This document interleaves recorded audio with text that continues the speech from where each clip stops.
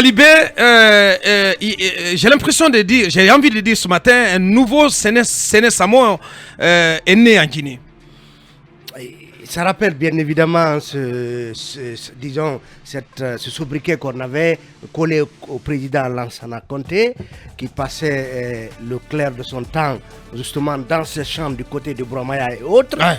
Donc c'est en référence au déplacement que le colonel Mamadi Doumbouya a fait hier, avant-hier, du côté de Fourkaria, ouais. Pour y visiter un domaine qui est présenté comme étant son champ, ouais. D'autres disent sa plantation. On a vu quand même le colosse, justement, au milieu d'un champ de riz et parfois enfouissant les doigts dans la terre pour, je ne sais, en tout cas, s'aimer ou planter quel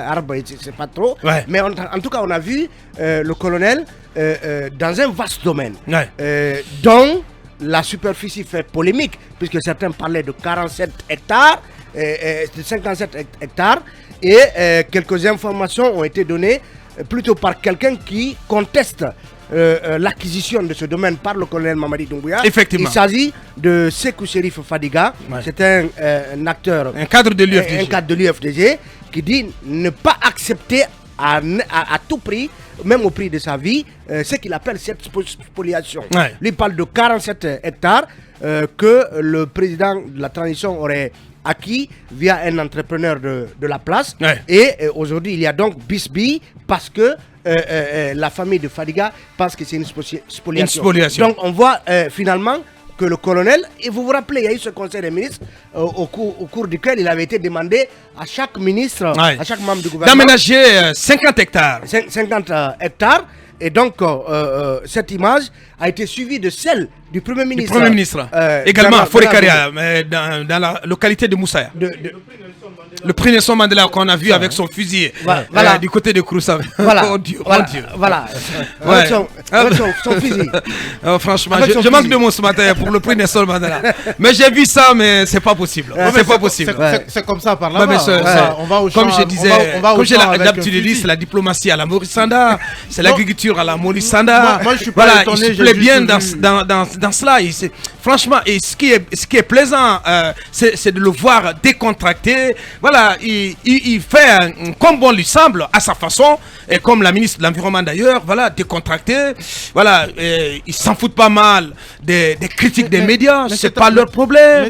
La vie est belle. C'est tant mieux. Moi, quand même, je n'ai pas été choqué par cette image. Non, mais pas du tout. Alors, pas du tout. Oui. Avec évidemment son fusil. Ouais.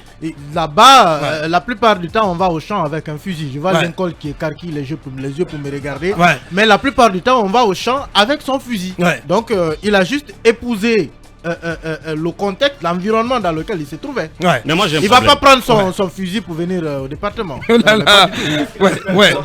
Oui, Mamadouri. Moi, je me pose des questions en fait. Hein.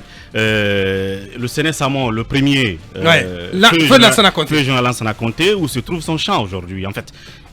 Est-ce que ça a continué? J'ai envie de dire, on a écouté tous ces grands éditoriaux de l'aîné Guillaume Auguste Leroy, le Séné Samo et tout le reste. Mais en fait, ça devait être périn. Il devait être un paysan immortel. C'est-à-dire qu'on devait mettre un mécanisme qui fasse en sorte que ces champs-là grossissent, grandissent et nourrissent d'année en année, même après lui. Ouais. Et aux États-Unis, les paysans, c'est comme ça, quoi. Ouais. Ça ne s'arrête pas quand le président meurt. Ce qu'on apprend, c'est que tout l'héritage de Conté a été bradé. Justement, c'est ce que je veux dire. C'est que les choses, c'est quand le président ou c'est quand le chef vit que ça vit. Où sont les champs là? C'est à la famille d'entretenir ça. Où sont les champs d'Alpha Condé? Je veux dire. En fait, en matière d'autosuffisance alimentaire, il n'y a pas de la politique à faire, il n'y a pas à faire de la démagogie. Il faut mettre les moyens qu'il faut pour les paysans, les vrais. Aujourd'hui, il y a des modèles. Absolument. Il y a ce Bobo Denke du nom Elhaj Mamadou Diallo, qui est un paysan modèle. Il y en a d'autres encore qui, depuis des années, sont dans ce domaine, mais qui sont bloqués tant bien que mal par certains aspects. Je pense qu'il faut libérer ces domaines-là. Si on a 10 grands paysans dans le pays, à un moment donné, ils peuvent permettre à ce qu'on atteigne l'autosuffisance alimentaire et exporter l'excédent de tout ce qu'on a comme production. Maintenant, si c'est les ministres qui s'y mettent là-dedans juste pour les photos, les week-ends, alors que c'est pas de ça dont on a besoin, je pense qu'on passe un peu à côté. Il faut permettre à ces gens-là, ceux qui sont dans le paysanat, de bouger. Talibé, quand tu observes un peu l'image du colonel, j'ai l'impression qu'il a perdu énormément de poids. Peut-être que le poids de la Guinée est trop lourd. Oui, c'est lourd à porter. Oui, mais vous savez, Aboubacar, que la charge...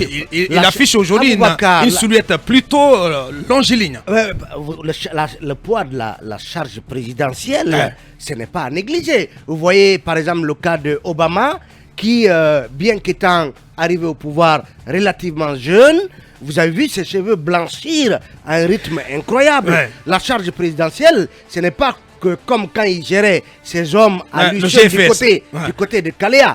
Donc, vous êtes face à une situation où, en tout cas, tout est à faire et à refaire dans ce pays. Et malheureusement, ils se sont compliqués la tâche. Oui, effectivement, c'est ce que je voulais dire. Ils se sont compliqués la tâche parce que c'était tellement facile, Talibé.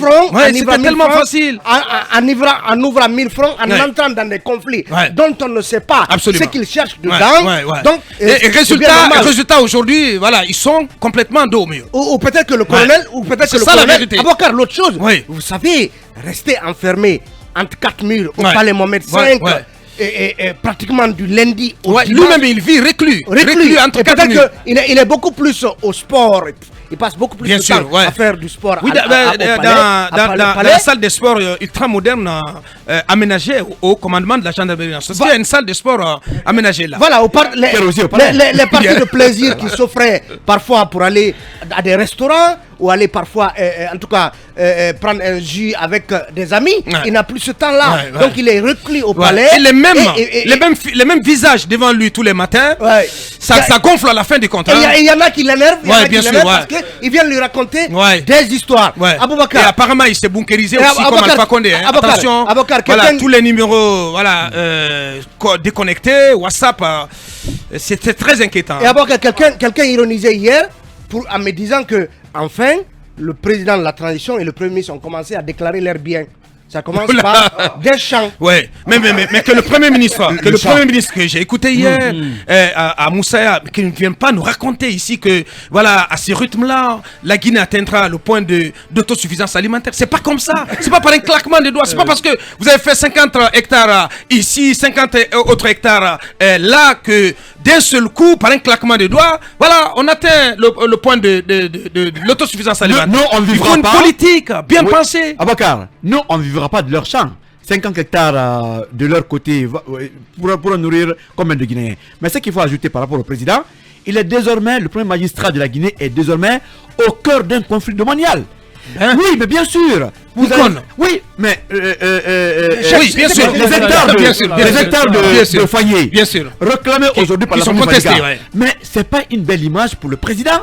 Il a tous les renseignements pour savoir que ce terrain, quand même, n'était pas un bon acquis. Aujourd'hui, qu'est-ce que l'image du président de la Guinée renvoie quand il est cité au cœur d'un conflit domanial? C'est ça aussi la vérité. Moi, je pense qu'une fois de plus, à la place de Mamadi, j'aurais conduit la transition et revenir 10 ans après comme Attiti a fait au Mali. Mais très malheureusement, le fait de vouloir chasser les potentiels candidats ont mis le président dans des petits souliers et que Dieu fasse qu'il sorte de ça. Sinon aujourd'hui au palais même, c'est compliqué. Dans un bel engrenage, on peut le dire.